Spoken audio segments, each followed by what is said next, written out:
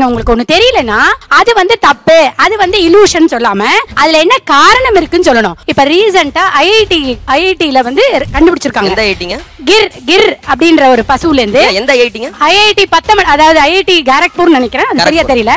அங்க ஸ்டூடண்ட்ஸ் வந்து ரிசர்ச் பண்ணி கண்டுபிடிச்சிருக்காங்க. பசுவோட கோமி அந்த யூரின்ல இருந்து எல்லா நோய்களுக்கான மருந்து இருக்கு.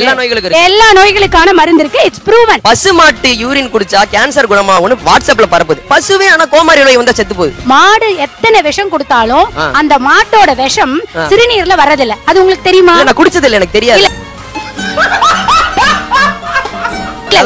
தெரியுது இல்லனா அப்ப தெரிஞ்சுக்கணும். ஆன்டி மைக்ரோபியல் ஆக்டிவிட்டி எடுத்தீங்கன்னா குர்குமினுக்கு இருக்கு, மஞ்சளுக்கு இருக்கு, பூண்டுக்கு இருக்கு, எல்லாம் இருக்கு. ஒரு சர்டன் டிகிரிக்கு இருக்கு. எல்லாத்துக்குமே வந்து ஒரு நோய் நீக்கும் குணங்கள் இருக்கு. ஆனா சர்வரோக நிவாரணியா இது எல்லாமே இந்த ஒரு மருந்தை சாப்பிட்டா உனக்கு என்ன வியாதியும் போகும்ன்றது அப்படின்னா அந்த கேன்சரே ஒழிச்சிடலாமே.